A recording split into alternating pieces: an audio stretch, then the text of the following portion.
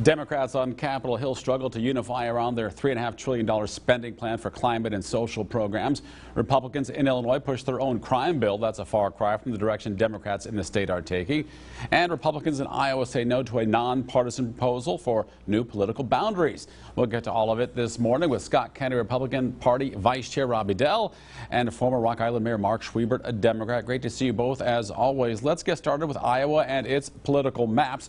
Republicans in control of the state legislature asserted their dominance when state senators rejected the political maps during a special session this week. They voted 32-18 against the maps, strictly along party lines. Now the nonpartisan Legislative Services Agency that created these maps has about a month to submit a second proposal for congressional and state legislative districts, then possibly a third draft if that second proposal gets rejected. Now that third draft actually could then be treated like any other bill, subject to amendments, essentially giving Republicans the power to draw the lines however they see fit.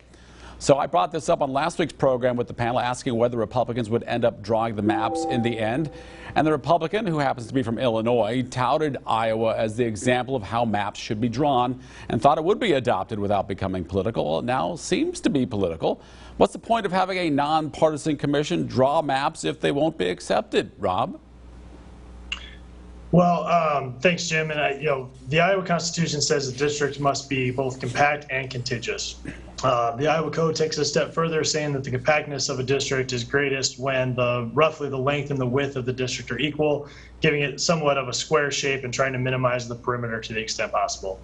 The first proposed map included several districts with significant irregularities in their boundaries. Specifically, District 17 near Des Moines wraps entirely around the boundary of the Metro Des Moines area. District 49 was a complete circle surrounding Cedar Rapids and outlining Iowa City. And House District 18 had a perimeter of over 300 miles. I don't see this as a partisan decision. I think the original proposed map would have made the first congressional district more Democrat. However, the second and the fourth districts would have been more Republican, and the third district would have remained split. I think lawmakers voiced their concerns with the proposed map to that nonpartisan agency that you mentioned. They produced it. They had concerns with it. I still have confidence that we'll end up with an accurate and fair map to use going forward. Mark, I know you're an Illinois guy, but what direction do you see this going? I think it's an interesting situation we're faced with. We have a problem with, I think, in many states, the maps being drawn not on a nonpartisan basis, but on a strictly partisan basis. And in Iowa, up till now, I think they set an example that other states could emulate, which is to draw maps on a nonpartisan basis. It's unfortunate that we're moving away from that. Given the benefit of the doubt, and hopefully when they through this process, it won't be a red or a blue map, but one that gives the voters of Iowa a chance to have their views heard and their representatives of their choosing selected. Robbie Dell, Mark Schwiebert, stand by. We are very tight on time this morning. We will continue the rest of the conversation online. Those of you watching at home can cash it into WebExtra at ourquadcities.com. Now to our question of the week. What do you think about Iowa state lawmakers rejecting the political map submitted by the nonpartisan Legislative Services Agency?